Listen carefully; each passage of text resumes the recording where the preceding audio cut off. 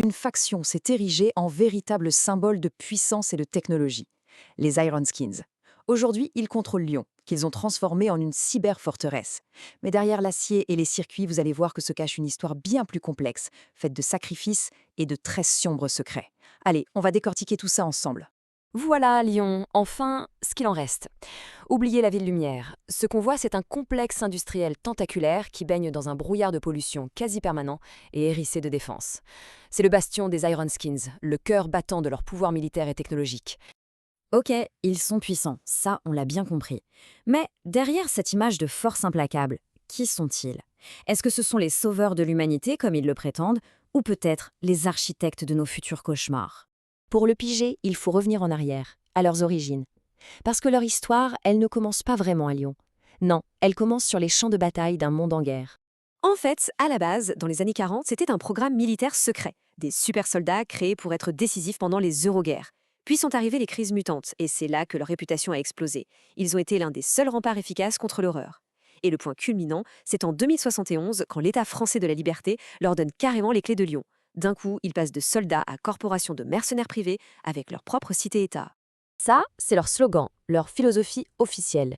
L'image qu'ils veulent donner, c'est celle de gardiens de l'ordre dans un monde chaotique.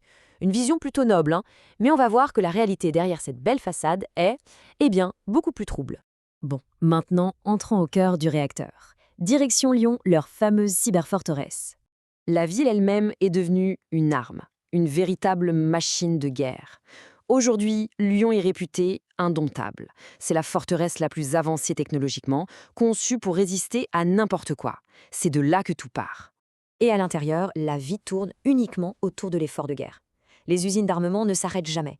La recherche repousse sans cesse les limites du possible. Bon, tout ça au prix d'une pollution absolument terrible, évidemment. Pour ceux qui y vivent, Lyon est un phare dans la nuit. Pour les autres, c'est l'incarnation d'un enfer industriel. Mais toute cette puissance, bien sûr, elle a un coût immense qui a été payé avec la chair et l'âme de milliers de gens. C'est ici que l'histoire des Iron Skins prend un virage beaucoup plus sombre. Le fondement de leur pouvoir, c'est la cybernétique extrême. Imaginez un peu, jusqu'à 80% du corps humain remplacé par du métal et des circuits. C'est juste énorme. À ce stade, on n'est plus tout à fait humain, on est autre chose, de plus fort, de plus résistant. C'est cette technologie qui leur a donné la victoire. Et voilà le grand paradoxe. D'un côté, oui, ce sont des héros. Ils ont stoppé les invasions mutantes, ils ont sauvé des vies. Mais de l'autre, pour y parvenir, ils ont fait l'impensable.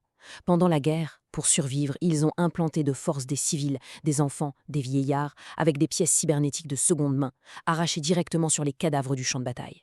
Un acte de pur désespoir qui a sauvé l'humanité, mais qui a aussi engendré un monstre. Parce que cet acte a une conséquence directe, la naissance des nécroïdes. C'est le résultat de leurs choix les plus brutaux, une ombre qui les poursuit sans cesse. C'est leur péché originel. Les nécroïdes, ce sont les victimes de tout ça. Les implants défectueux ont littéralement corrompu leur corps, provoquant la nécrose de leur chair, la destruction de leur esprit. Aujourd'hui, ce sont des créatures tourmentées, dont la seule et unique raison de vivre est une haine absolue, sans limite, envers les Iron Skins, leurs créateurs. Allez, revenons au présent.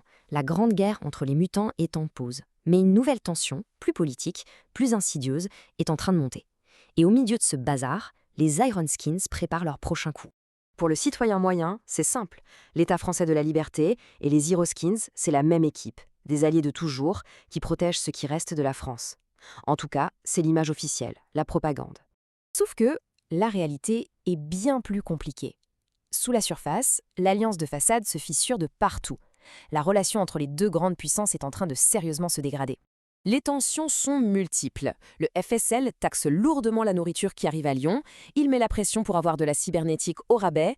En retour, les Iron Skins commencent à en avoir sérieusement marre. Ils se sentent trahis et maintenant ils commencent à refuser des missions qu'ils jugent discutables. Et en douce, ils cherchent de nouveaux partenaires. Bref, une véritable guerre froide est en train de s'installer. Mais pendant que ces jeux politiques se trament en coulisses, les Iron Skins travaillent sur quelque chose de bien plus grand. Un projet secret qui pourrait absolument tout changer. Ils développent une technologie de nanite hybride. Alors, c'est quoi ce truc? Imaginez des robots microscopiques guidés par une petite IA qui peuvent se balader dans le corps et littéralement tout reconstruire de l'intérieur. On parle de guérisons quasi miraculeuses, des exploits qu'on pensait impossibles. Et attention, ce n'est pas juste une théorie sur un bout de papier. Il y a déjà eu un test concluant. Un soldat mortellement blessé a été entièrement guéri grâce à ces nanites. La preuve est là. Leur projet fonctionne. Et ça nous laisse avec une question vertigineuse. Cette technologie, née des péchés du passé, est-ce que ce sera la clé du salut de l'humanité? Ou bien est-ce que les Iron Skins, en essayant de maîtriser la vie elle-même, sont tout simplement en train de créer une horreur bien pire encore que les Necroids?